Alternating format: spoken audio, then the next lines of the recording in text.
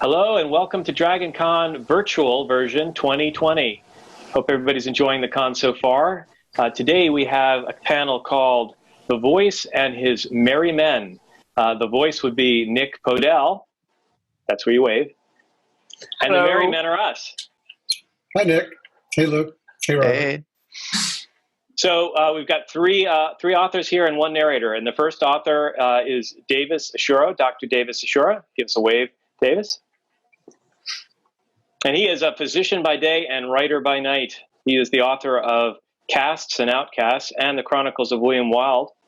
He lives in North Carolina and, like many of us, has a wife who's overlooked his eccentricities and married him anyway. The next is Luke Chmilenko. Hey. And he hails from Canada, so has been genetically engineered to be nicer than the three Americans on the panel. He's also the author of the Ascend Online series and co-author to the Shattered Reigns series. Luke lives in Burlington, Ontario with his wife, 2 cats, and a new baby of 8 months. Welcome to Luke. And then finally, there's me. I'm Robert Ross, and I'm the author of Sentinels of Creation, an urban fantasy series, and the just launched series, Paradigm 2045. That's a near future sci-fi series.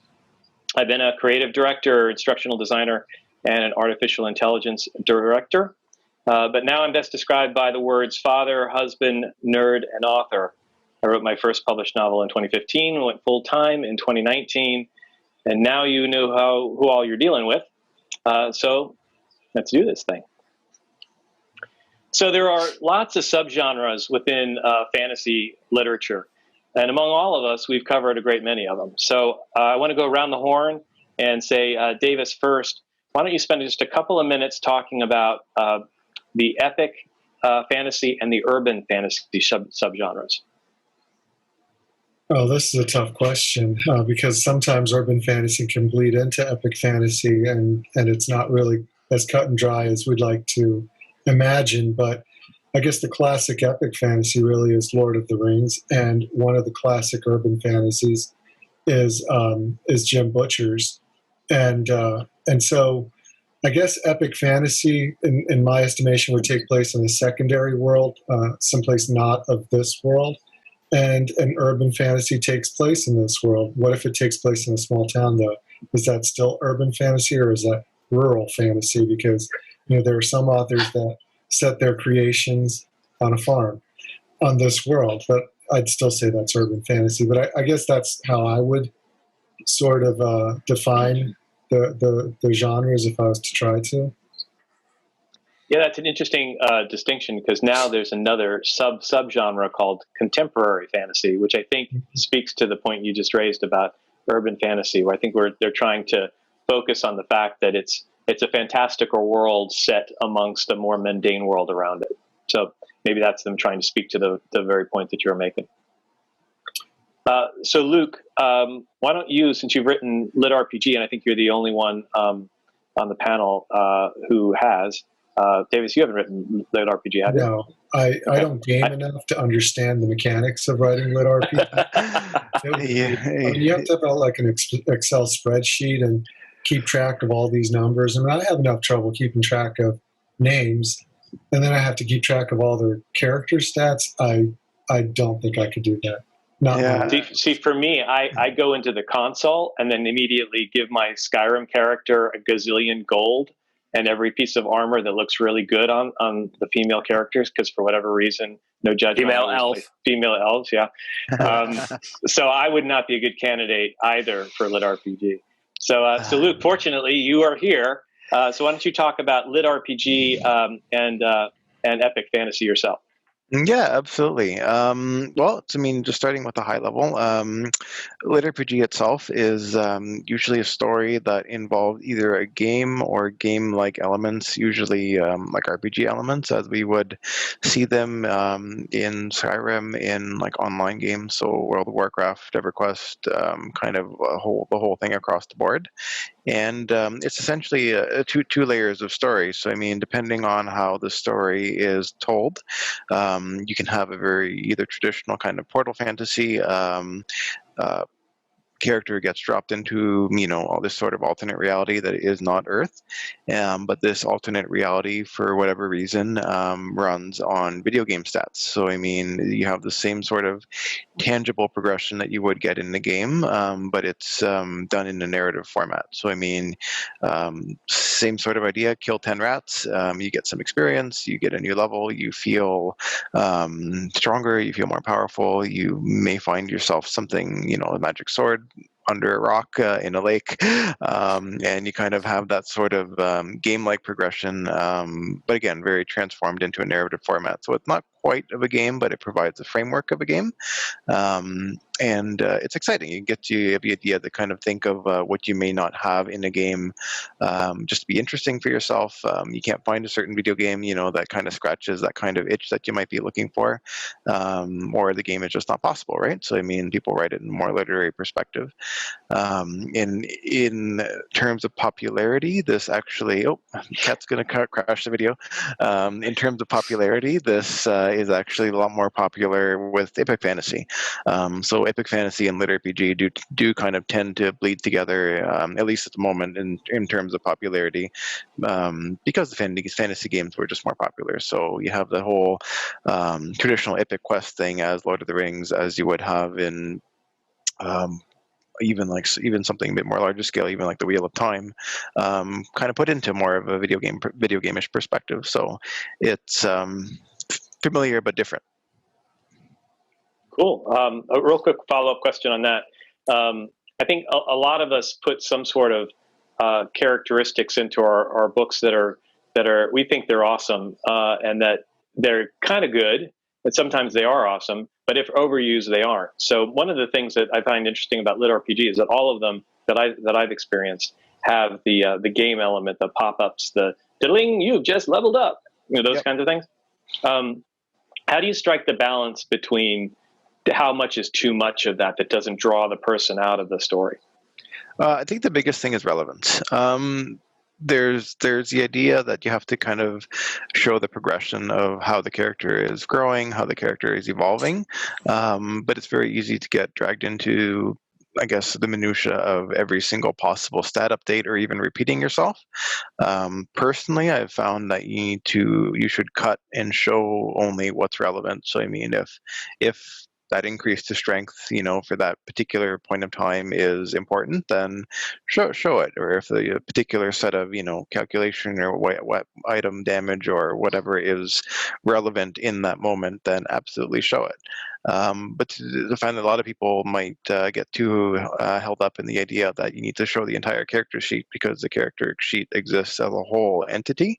So you can kind of get trapped in repeating yourself with things that don't change, or expecting the reader to kind of compare notes that could be pages and pages apart and figure out what has changed just by looking at it. And some will, but it's also that majority will definitely not. So it's just focusing on relevance is honestly the best track to take.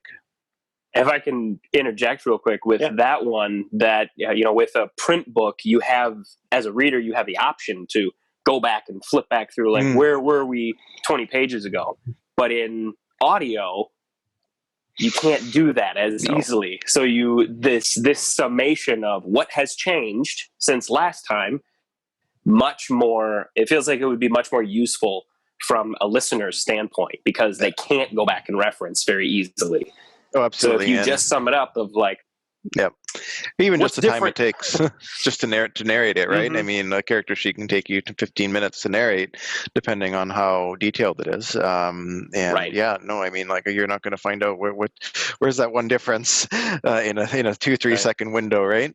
I imagine the people that do find it are you're a little worried. Oh yeah. But they're out there. You got these stats wrong. Yep, I've had that conversation before. I've run into that with a couple of time travel things. They're like, this person can't possibly have been there because, and they rattle off stuff, and I was like, I know I had a chart. It seemed like it worked before. So you wrote it on a napkin, didn't you, Robert? It was on a dirty napkin from Chuck E. Cheese. So for me, I'll ask a similar question: urban and high fantasy. So my first unpublished work, thank God, was unpublished. Was high fantasy, And my lovely bride said, "This is pretentious crap." And I think that's one of the challenges of high fantasy. I really admire anybody that comes out of the gate writing high fantasy, because the prose tends to be much more elegant, much more almost Shakespearean, like Midsummer Night's kind of thing. And in one of my later books, I actually had a chapter where they were in the land of Fae, and everyone spoke a little bit like at Midsummer's. And I managed to write one chapter that was elegant enough to be a fraction of high fantasy. But I don't think that, for me anyway, my skills lend themselves much more to sci-fi and contemporary fantasy. I think someday, if I live long enough, I might have become a good enough writer to try that. But it's something that for me anyway doesn't come particularly naturally. It's a lot more work. My writing is more of, I actually, once the first book is done in any series, I actually kind of, and you guys will have to kind of weigh in whether or not you see that series about to talk somehow. Whether or not you said series, I said series. Where was I? Oh, where the characters start to act on their own, and you kind of watch them. Do you guys ever see that, or am I the only insane one? I'm clearly the only insane one where I actually see them and I'm writing down. So it's a lot harder with the first book to do that because you don't necessarily know the characters that well. And with high fantasy, for me anyway, it was a lot more difficult. Now with urban fantasy, contemporary fantasy, I'm able to focus a lot more on the character development. Some of the world building is on the edges as they go into different areas, Pocket Universe, Back in Time, Land of Fae, those kinds of things. But the basic world building, God did that for me. Thanks, God. He got the gravity taken care of. He got all of those things. So I'm able to focus on that aspect of it. So Nick, you've done all of these kinds. You've done the urban, you've done the contemporary, the epic, the lit RPG, and high fantasy. What kind is your favorite and why? I feel like this is going to be such a cheap answer, but they all have their merits. And I like all of them for different reasons. The lit RPG series, I do enjoy games. And so I get what Luke is saying with you've got an itch that you want scratched in a game world and it just doesn't exist. Skyrim's great, but it doesn't quite give you the complete picture that you're looking for. And with lit RPG, you can sometimes find that. But then also with the high fantasy, you get to, I get to flex some of those muscles that I don't get to in a regular book. Like you had said, it's written more in prose with a little bit more poetic of style. And Davis, I feel like some of your stuff, especially with casts, was really close to that. Some of the prose that was in those books were just beautiful. And I was really glad that I was trained as a Shakespearean actor in college because it got to that level at times. But then like with the urban fantasy, you get to have a lot of those fantastical elements that we love in these other subgenres, but with a more contemporary parlance, which can be a lot of fun. And, Robert, anybody who's read your books or listened to them knows that Kellen is incredibly irreverent and just says the most ridiculous things at the most inappropriate times. And I love it. In the midst of all of these fantastical elements of demons and swords and dragons, all kinds of stuff. Although I don't think dragons yet. We haven't. Yeah, don't give it away. The spoilers. Spoilers. So there you go. Okay, so next topic. We all share the same narrator right there. And as an author, seeing your characters given voice is an amazingly cool experience. I imagine it's similar when your books make it to film, if any of us are ever lucky to have that, assuming that they don't do to us what they've done to so many others. I'd like each of you to share just one aspect of that. So, Luke, what was something you found really interesting or surprising about Nick's performance in your first Shattered Reigns novel? To be honest, I really like Ren's voice. So Ren for those of you who haven't read it, is a very special horse who may not be a horse. But in either case, I really like how you did the voice. Really like how you chose the voice. It fit his personality, I think, as the story went on, especially his byplay with Declan as everything went on. And even now, when I just read over the book and we're planning out the next book, that's just the voice I hear now in my head, and it's kind of surreal that you start writing the story and you have it one way in your head as you're actually going, chapter by chapter, word by word, and then you actually listen to the audiobook version. It's like, oh no, wait, it's different now. So I don't know. I found that was kind of a little surreal whenever I go back to the audiobook versus the actual the text version itself. Cool. All right, and Davis, what's the biggest difference between the vocal performances from one series to the next? So my series are actually interconnected, and I made a mistake of hiding that originally, but they are. So The Cast and the Outcast is epic fantasy. William Wilde is urban fantasy.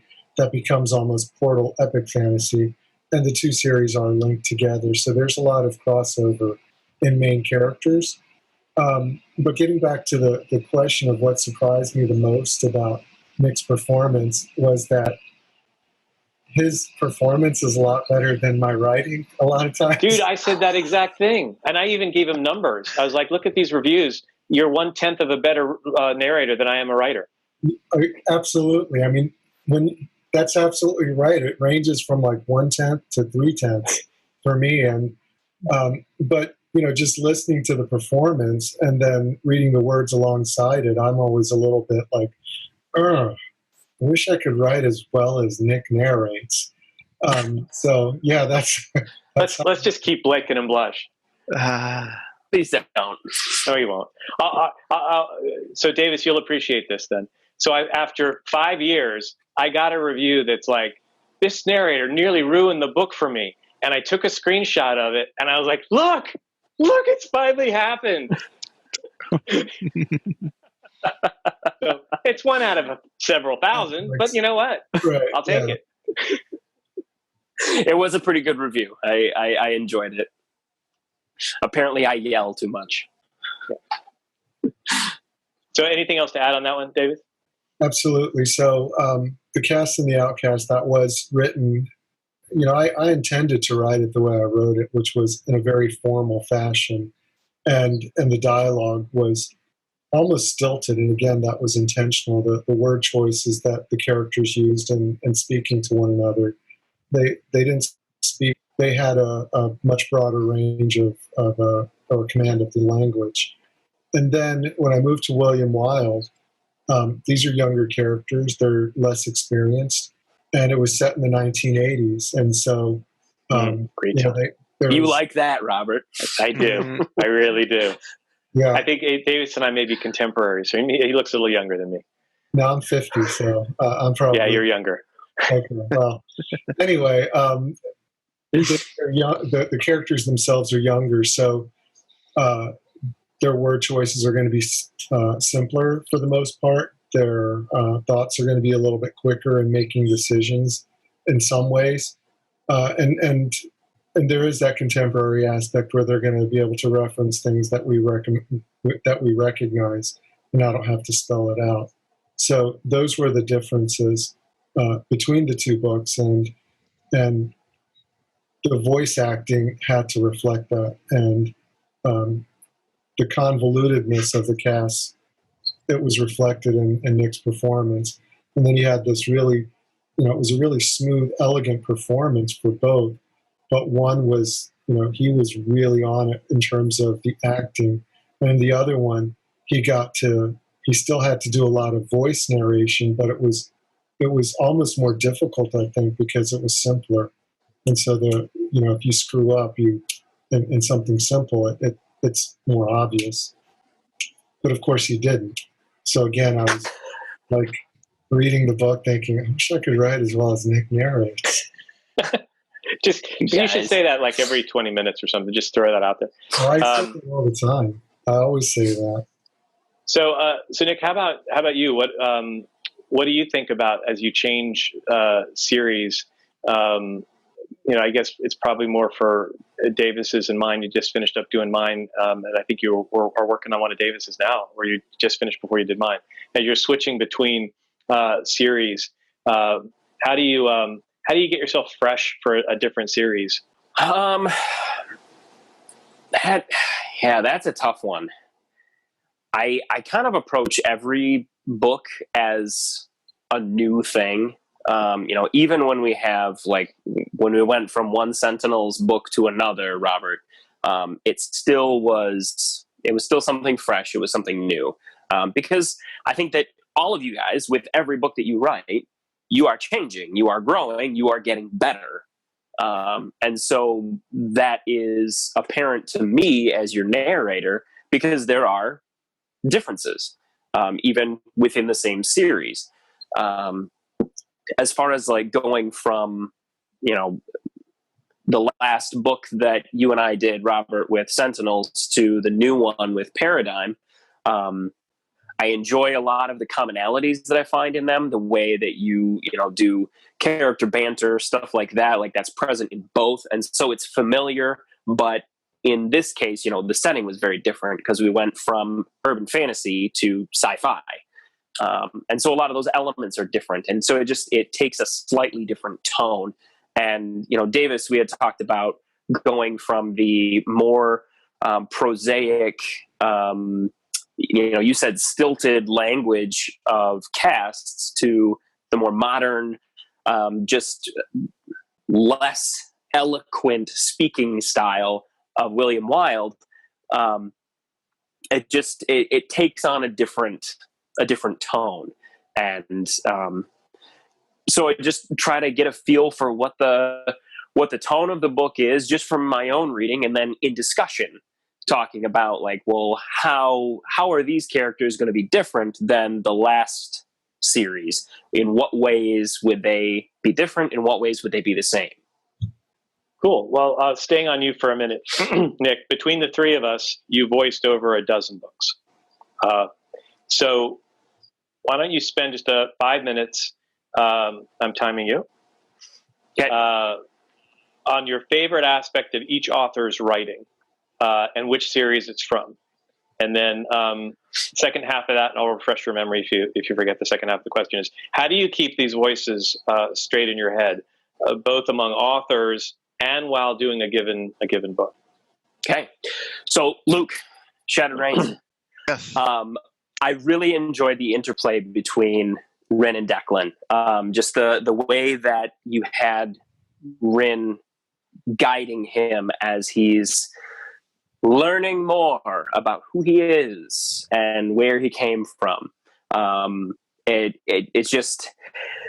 didn't have the feel of this overbearing teacher that is trying to shape him to a certain destiny or anything like that. He just the way that the camaraderie that they shared, really enjoyed that. I also am a really big sucker for a good zombie story. Of course. And so you had those elements in there that were just like, when I was reading them in prep, I was just like, oh, that's awesome. You had him in zombie. Oh yeah. No, I loved it. And I think you painted some very vivid images without going too far. Because there are some books where an author will kind of push that morbid in our creepy discussion of it. But I feel like you went just far enough with some of those battle sequences, with some of the various gory monsters that were involved. I really enjoyed it. No, it makes me happy to hear. It's just a balance to strike, right? I mean, you don't want to go too dark or too grimdark, because it's not intended to be a sort of grimdark. Right. Well, I think you struck that balance very well. Thank you. Awesome. Robert, I absolutely love the way that you write character interactions. I've said on multiple occasions that every time I pick up the next book in your series, I feel like I'm hanging out with my old friends again that I haven't seen in a year. And we just pick up right where we left off. Kellen and Shannon, I feel like they're a part of my weekly game night group. Like they could be those people. Granted, I would constantly have to smack Kellen upside the back of the head to tell him, stop swearing. I have a 5 and a 3-year-old. But, there is that. But Shannon would make up to it because she'd be wearing a kilt. Yes, but then I would get the side eye from my wife. So true, fair enough. Let's not go there. But yeah, I love the characters that you write and the way that they interact with each other. And then Davis, I think one of the things that blew me away the most about casts, and then also then incorporating William Wilde, even though they're very different styles of books, was the vivid world and history that you created.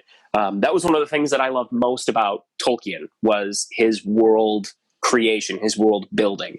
And I feel like with Cast and the Outcast, like, you were there. I mean, I could see these places that they were going. I mean, there were so many times, like, I don't want to keep going back to video games, but when they were on the way to Stronghold and they were caught in the storm all of a sudden in the cave, I was like, I need to go home right now and play Skyrim on hard mode survival because I can feel this.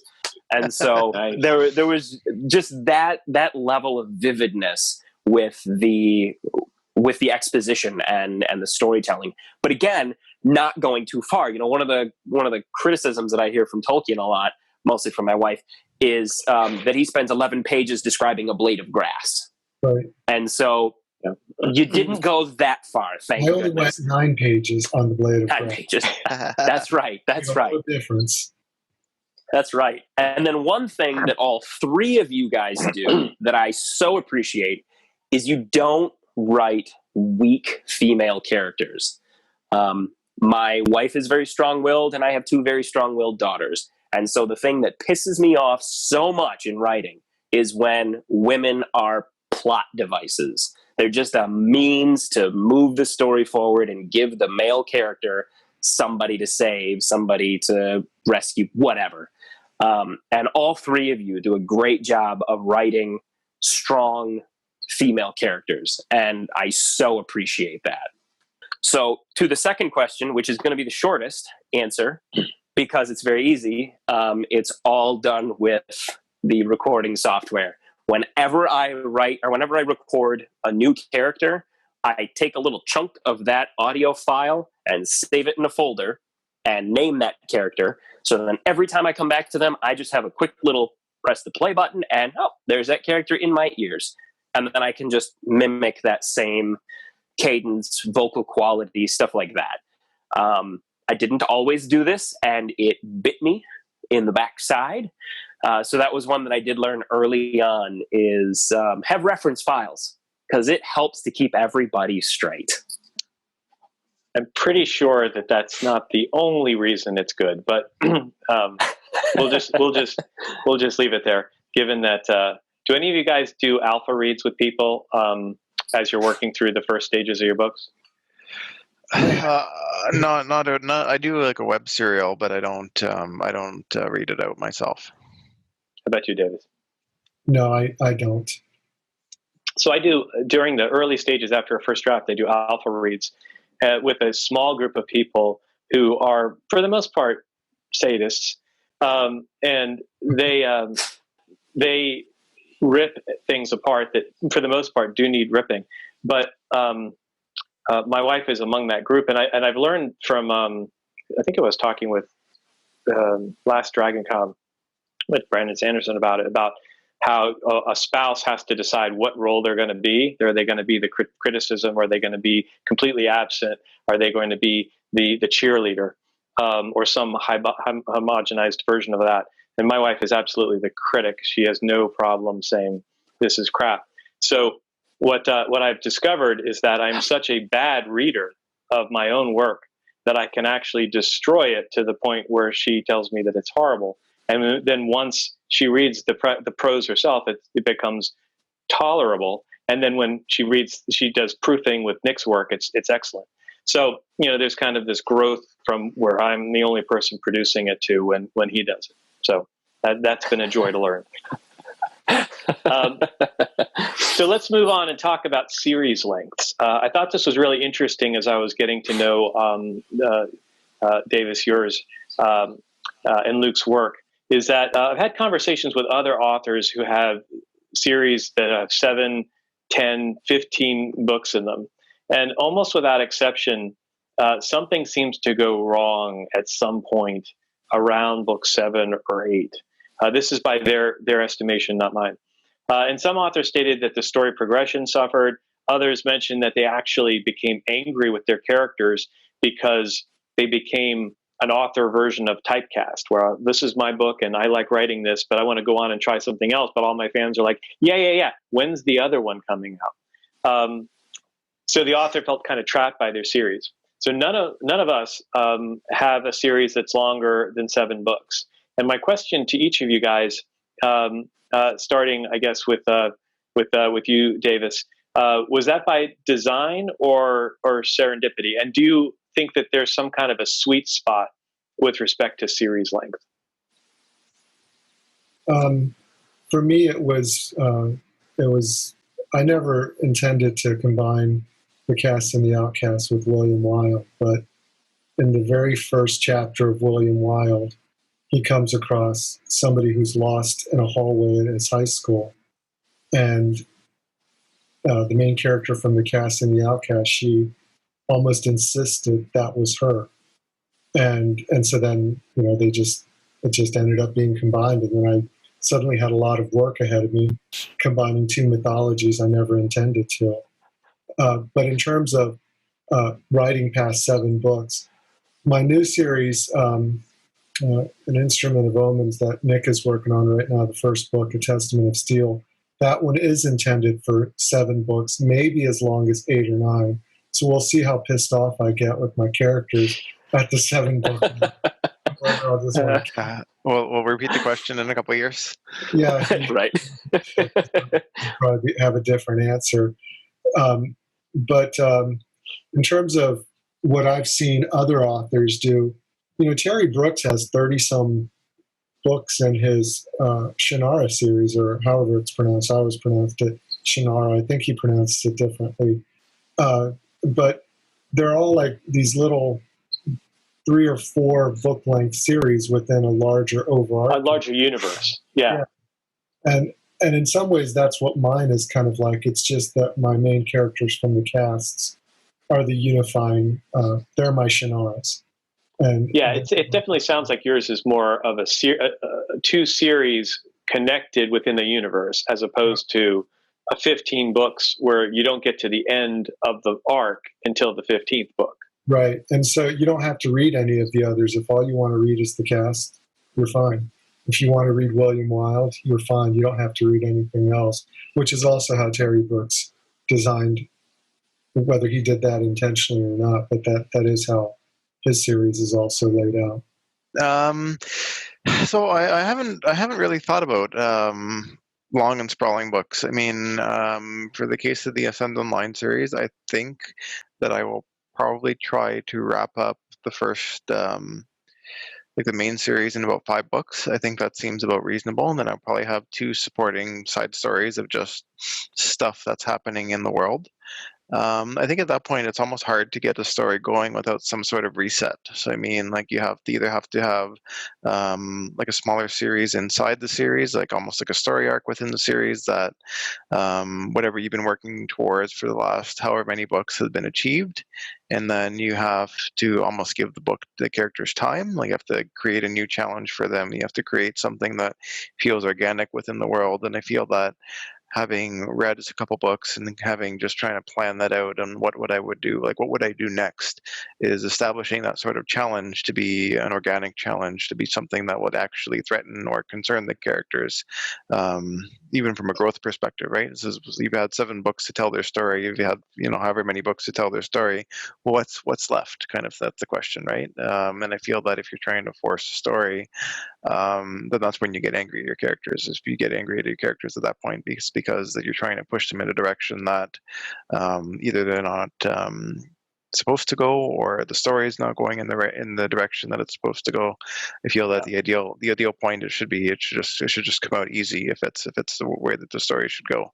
So I think it's just the way that you articulate the story, the way that you plan the story. You have to be very confident in your planning. I don't want to say to stretch it out that long, but to give enough content for the readers and for the characters to experience it in that sense, and then hopefully you won't get angry at them. Cool, great answer. So, so for me, it ended up being a little bit of serendipity and a little bit of planning. So my first book, it didn't say book 1 on it because I wasn't convinced there'd be a book 2, right? So until the market validated that I had moved beyond writing pretentious crap in my high fantasy days, I wasn't sure I wanted to commit to the hubris of saying book 1, implying there'd be a book 2. So once the market had said this is actually pretty good, I was like, okay. So what really ticks me off, and what do I not want to do? And I think all of us are fans as well as writers, and it's distressing when something that you love is not finished because you're just waiting and waiting and waiting. And I'm not going to obviously go into any details about just picture in your head when that's happened to you. So when I talked about committing to the series, I was really like, I'm going to commit to this. So I'm going to make sure that come hell or high water, I'm going to finish this story unless I have a really good excuse of like being killed or something. I figure that's a reasonably good excuse. Being dead would do that, yeah. Being dead. So I had planned it to be 5 books, right? Because I knew I could commit to 5 years or however long it was going to take to get through that. And then the story kind of broadened a little bit, and it ended up having to be 7. But I think for me, plus or minus 2, like 5 to 9 is like the outer edge for me, for being able to know that I'm going to be able to finish. And occasionally, I think once or twice, I put in a little nugget or a little Easter egg for folks who've gone through this experience in one of my books. I don't remember which, where a character, a Lucifer character, is talking to, in fact, Kellen, who Nick mentioned, and said, "Oh yeah, I remember that series. I gave that author a big pile of cash and a TV deal, so now he'll never finish those books." And that's one of the things that I think that sometimes we have to be cautious of, is that the folks that enter into these universes with us and become enamored with our characters and the ones that write us and say, such and such would never do that. How could you possibly have them do that? As they get invested in these characters. And I think we owe it to them to finish the story that they're a part of. I assume you guys agree as well. Yeah, absolutely. It's also interesting, in some ways, the number of books is less important than the length of the books. Because, I've got 3 books in one series and 5 in the other, but the length of the 2 series is actually pretty similar. That was right. Just happened to work out that way. But I see some books nowadays, they're 300,000 words. That's 2 of my biggest, And that's just they're just trucking along with 300,000 words, and they're on book 6 or 7, and I'm like, I don't know how you do that, but you suffer. One must suffer for art. Don't. You already know, Davis. I'm Bryce and I are two books in that path, and it hurts. it hurts. Alice is on the fingertips. Oh, well, Luke, you and I both share Podium as a publisher, and I think that they have their finger on that scale a little bit, because I told them, I was like, it's going to be about this many thousand words, and they're like, oh no, it needs to be larger than that. I'm like, well, how larger do you want? Well, how large could you make it? I'm like, yeah. So, Podium also, and yeah, they were really happy at the length that I told them the book was going to be, or that the book is. Yeah. They definitely want longer length audiobooks. Yep. Okay, so moving back to Nick, you and I have discussed how some of our earliest work that's referenced by readers and listeners sometimes causes us to cringe a bit because we think of how we might have performed, or in my case, written that work better now. So let's go around the horn again about that kind of experience. So Luke, do you have any of those moments? And if so, what specifically would you do differently if you had a chance to retcon the work? Not necessarily in terms of plot, but in terms of, chapter structures or character development or anything. And it's perfectly fine if you're like, it was perfect the first time. Yeah, no, I mean, I think I'd do a lot of tightening. I mean, it's one thing to look at your previous work with just more experience in terms of just how you structure certain aspects of the plot, how you maybe even just like foreshadow or bring certain characters into the story. I think I'd probably have a bit more of a just a different perspective on how I would have approached probably the beginning, like the first third of my book. I think I probably would have done a different job with it. I was going to say better job, but I would have done a different job of it. I don't know if it would have been better in the slightest, but just in terms of articulating some of the game elements, maybe giving myself less of a headache for future things, so giving myself a bit more, leaving certain things more vague, so I didn't have to sit there and these last two books in my series and just kind of sit there and be like, okay, how am I going to fix this? That's the kind of perspective that maybe to have more of a unified plan. Yeah, I don't know. That kind of be my perspective. It's just to have more of a unified plan from the beginning, because again, I didn't expect that I would really ever get past, the first book or the first two books. I figured it would just be a fun story to start with, and then it kind of took off. So I mean, here we are, right? So I mean, and you kind of live with what you've done for the first book, and you go with it. Cool. And Davis, how about you? There's a lot I don't know if there's a lot I would change. There are elements I would change. The writing would be cleaner, I think. But at the same time, I really don't want to change anything. It's not because the book is perfect. It's just that was the best I could do at the time. And it's almost like a time capsule for me at this point. Reading anything that I wrote originally to sort of see where I was. Sometimes it's like, wow, it's a much healthier answer than I'm going to have. I've got that. That's damn good. We should all take notes on that one.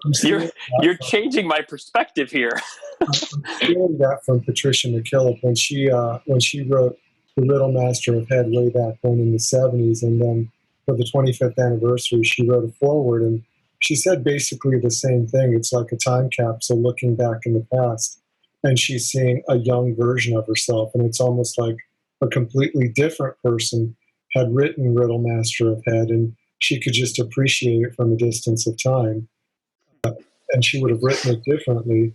But again, just like what Luke was saying, whether that would have been better or not, it's doubtful, since that's a classic story. I'm not saying I wrote Riddle Master of Head. It's just I feel the same way about my original books. It's the best I could do, and I'm grateful for them. We're not going to answer that nearly as well, Nick. I'm pretty sure. Oh, anything? Okay. Although I might change my answer. But you're next, so go ahead. Oh, okay. Well, Robert, you and I have talked about this before. I hate listening to the early stuff that I've done. I mean, to be fair, I don't like listening to any of the stuff that I've done because I don't like the sound of my voice. But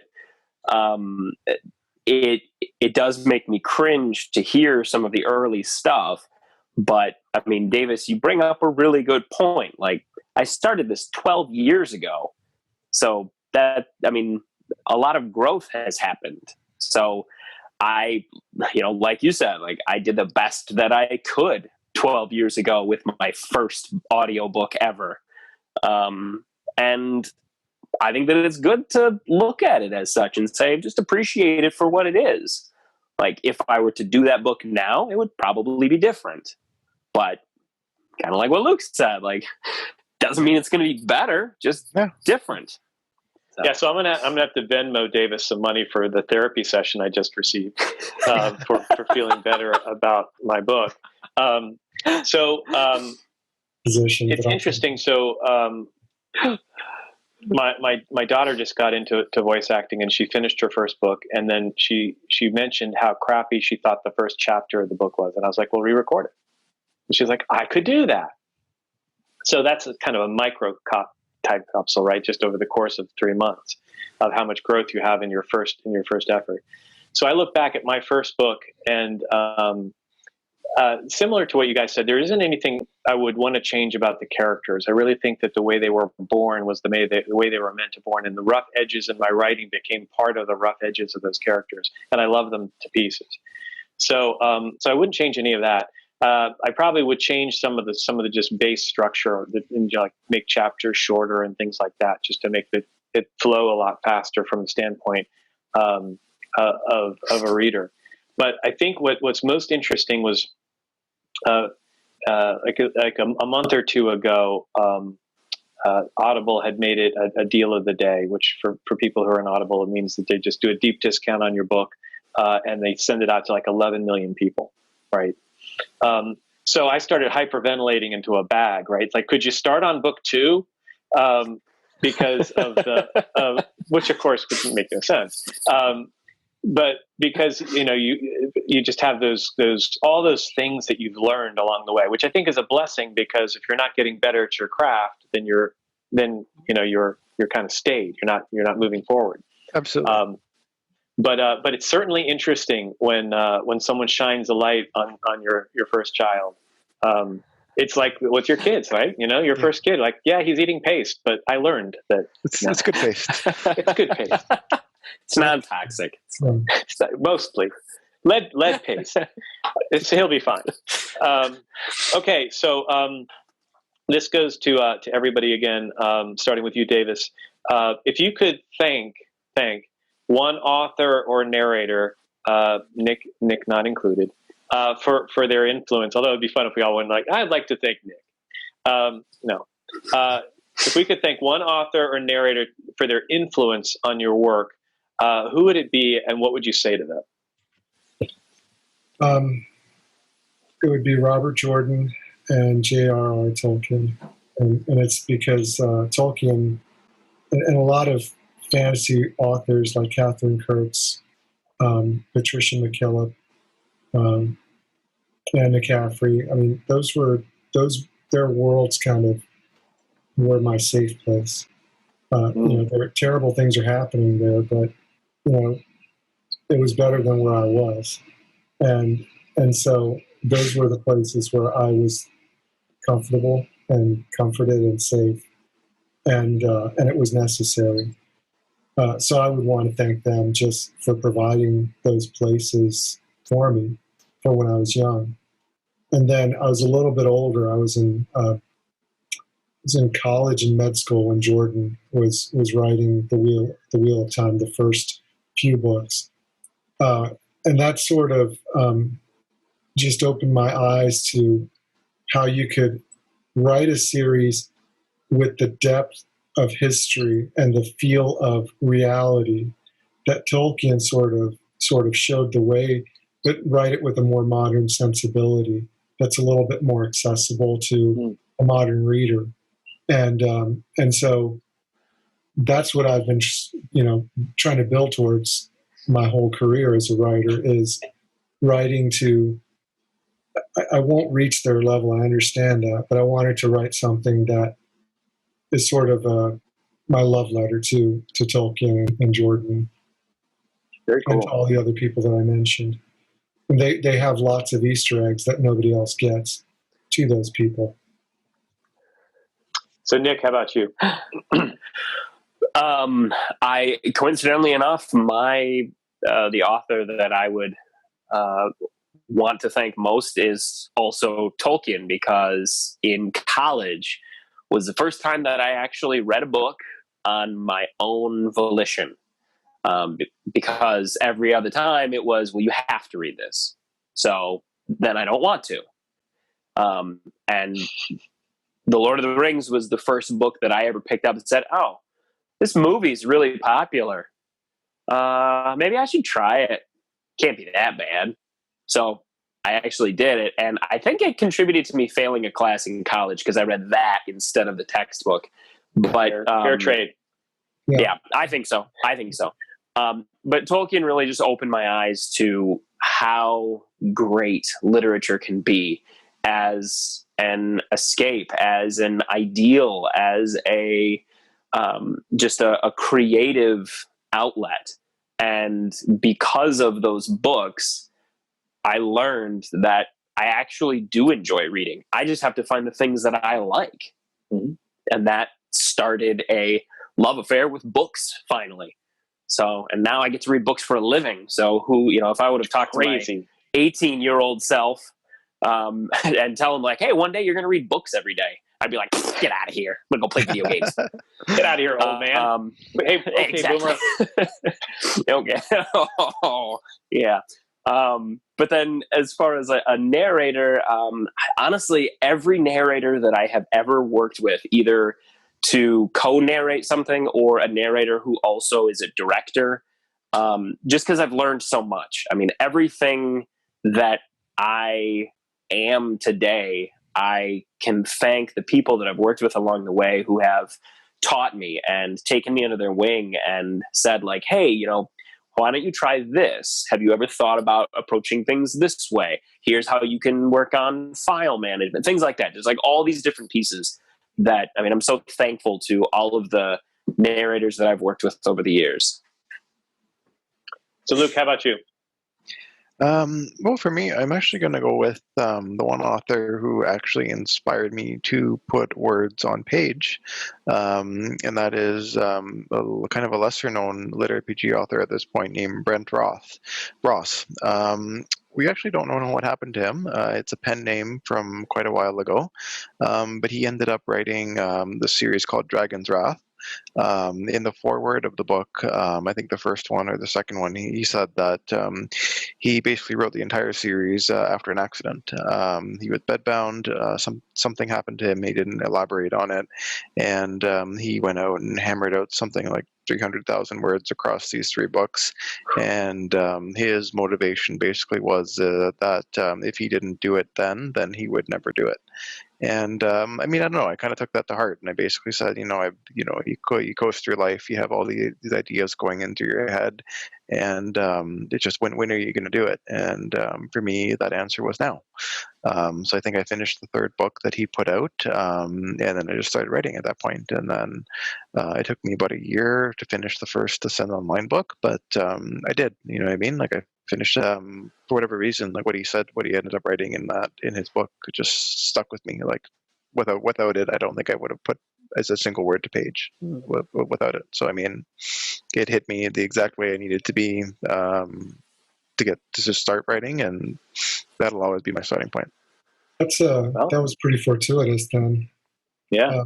If it wasn't for my wife, I Tolkien and Jordan and a lot of others were formative, but the reason I ended up being a writer is because of my wife.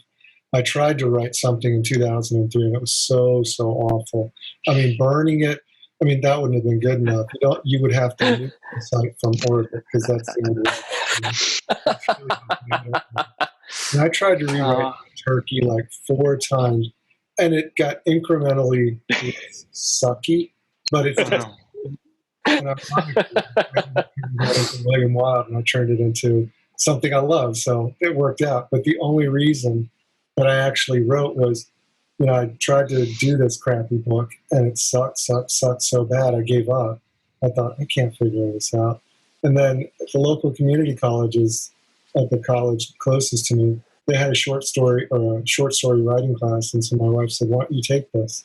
And I think it was in 2008, so I was like, okay.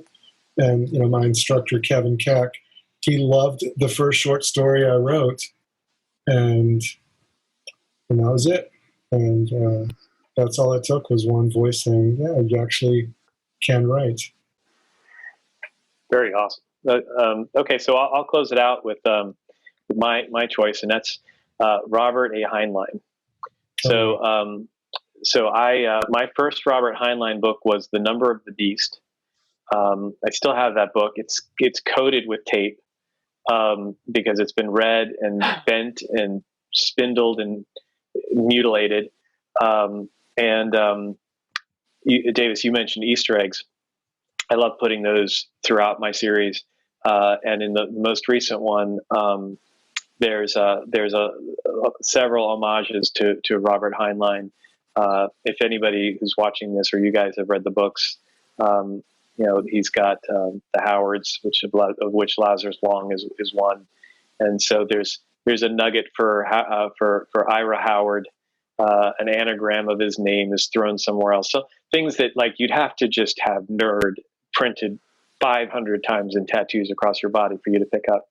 But yeah, he was the guy that I would read with a flashlight underneath the covers.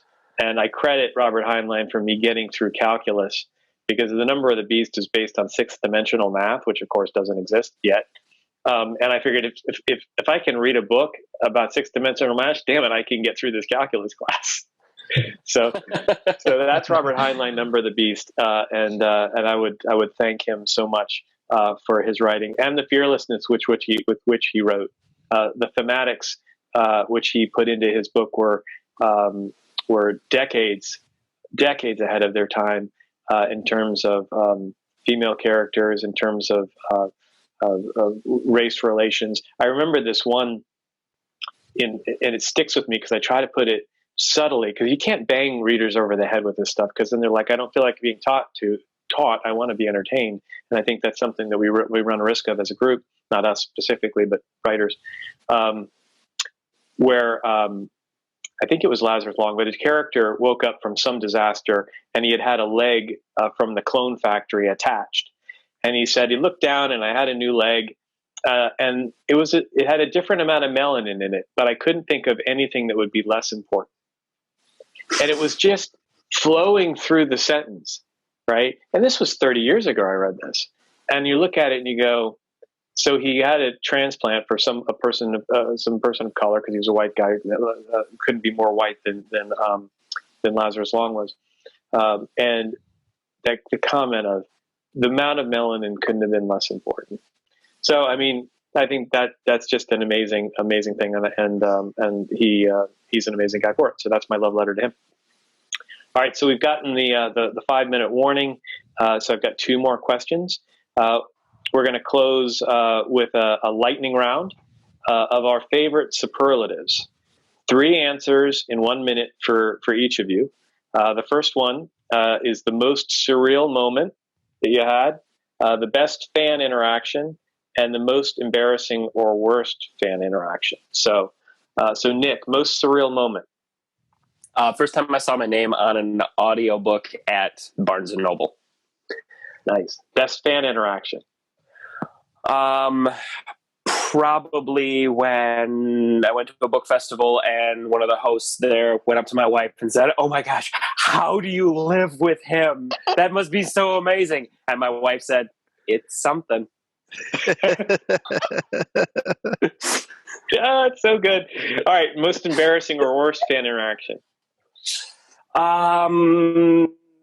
When one of my friends introduced somebody to our game night group and he knows what I do for a living, he said, "Oh, so Nick actually reads books for a living. He does audiobooks." And the friend that he brought was like, "Cool. Anyway." It's probably better than if they fangirled all over you. Yeah, I mean, yeah. You would have hated that. I much appreciated that more. Luke, most surreal moment. The most surreal moment that I had was, I think it was the first year that I went to Dragon Con, and somebody that I didn't know knew who I was. I don't know who they were, but they just said, "Are you Luke?" I'm like, yeah. And they're like, "Oh, it's great to meet you." And they just kept walking. Okay, best fan interaction. And I hope that wasn't it. Yeah, oh, well, the best fan interaction that I had, oh man, I have to think about this one. The best fan interaction I had is I think I was standing at a booth, and one person that I had just talked to, just chatted online with off and on, greeted me with a hug that took me off my feet. That was good. Okay. Yeah. All right. Most embarrassing one or the worst fan interaction? I actually don't know if I have one yet. I mean, I don't know if that's a good thing, but you have something to look forward to. Maybe I'm safe so far. Yeah, we'll see. We'll circle back on that next year as well. All right, Davis, how about you? Most surreal moment? In a lot of ways, it's the same as what Luke said.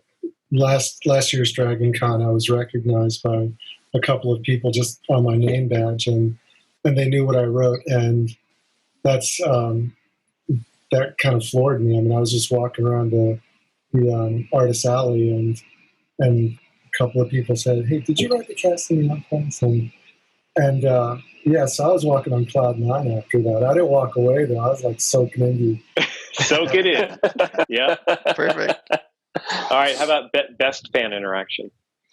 I think it was also last year at Dragon Con. I was on a panel, and there was a question that was a pretty tough question. I mean, it felt kind of tough.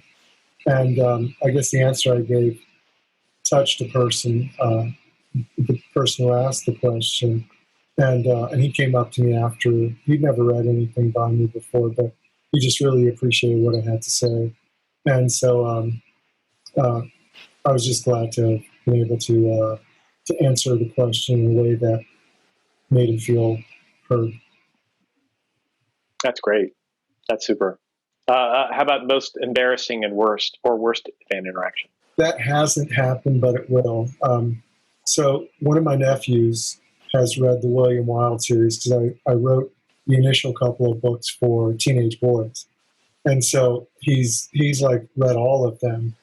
But then he's out with dinner with his parents and he's on like book 4 or something. And he's like, he's doing this, but I really think he should do this. And so I'm just waiting for him to... the critiquing, yes. Yeah. Well, he was 12 at the time, so he's, we were supposed to go up a couple of times. We haven't gone up because of different things, but so he's going to be 14. But I'm sure he's going to have a list of suggestions on how Just have him write them down. Have him write them down. Yeah.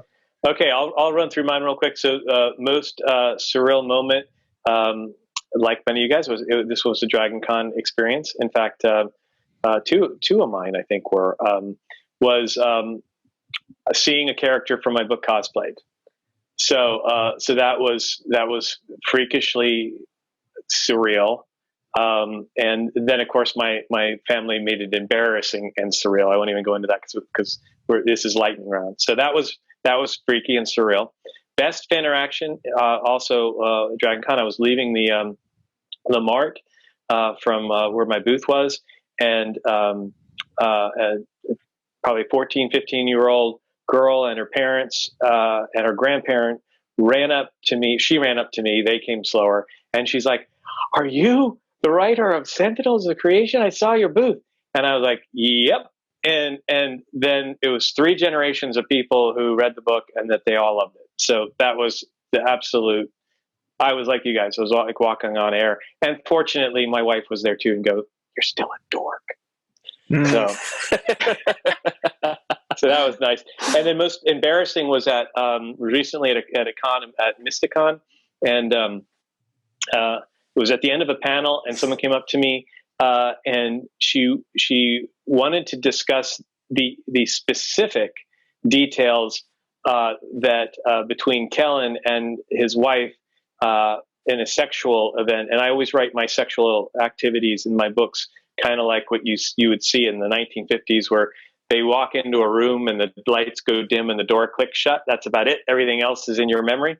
So she didn't like that. And she said, "I have taken some notes about what I think happened, and I need you to tell me whether or not I think I got it right." And so I was petrified. Didn't know what to do at that point. There's Seska laughing in the background. No. So that was the most embarrassing one. Something you guys had to look forward to. Was your wife with you on that one? No, she did not even make the trip.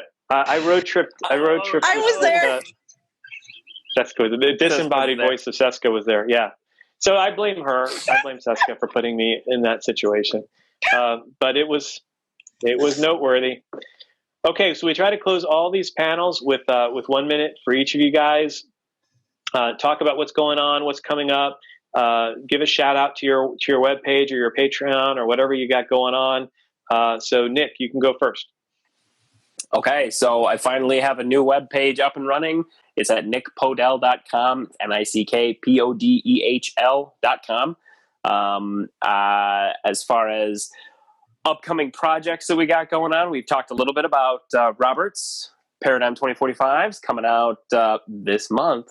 So look for last that. week for when people are watching it. That's right, last week. We're in the future. Yep. We're actually in the future. We're in the future also. So yeah, it came out last week, actually, weirdly enough. And then, as we mentioned, also, I'm working on Davis's new book. So that should be out sometime in the next couple months, I think. Already out, but you're talking about the audiobook. Yeah. The audiobook, yes. Go buy the print book and then listen to it while you're reading along with it. So that's what I got going on. All right, Davis, how about you go? So I have a new series that just launched on July 20th, and I am my mother's son, so that means I'm deeply superstitious. So I launched it on July 20th because that's the anniversary of the moon landing. No other reason. Nice. And so the audiobook, Nick and I are working on it. The new book is called A Testament of Steel. And it's about 650 pages, I think, so it's a big book. Wow. About a young man who wakes up at the bottom of a well with amnesia and has no understanding of who he is, and he has to make his way in this world. You can find me on Facebook. You can find me at davisashura.com, and that's about all I have. Oh, and the audiobook, I don't know when it comes out, but it's going to be through Podium Publishing. So I'm pretty stoked to be working with them, to be honest. I'm pretty excited. Cool. And Luke? Awesome. So I'm working on finishing the next Ascend Online book. It should be out, God willing, somewhere in mid-September or early October. The audiobook will hopefully follow by the end of the year. Past that, I have a new co-written series that is going to be coming out. It's going to be called Warformed. It's going to be called, and it was a subtitle of Stormweaver. It's going to be another book with me and Bryce O'Connor. Probably look for that maybe late October or sometime in November. We're not 100% sure yet.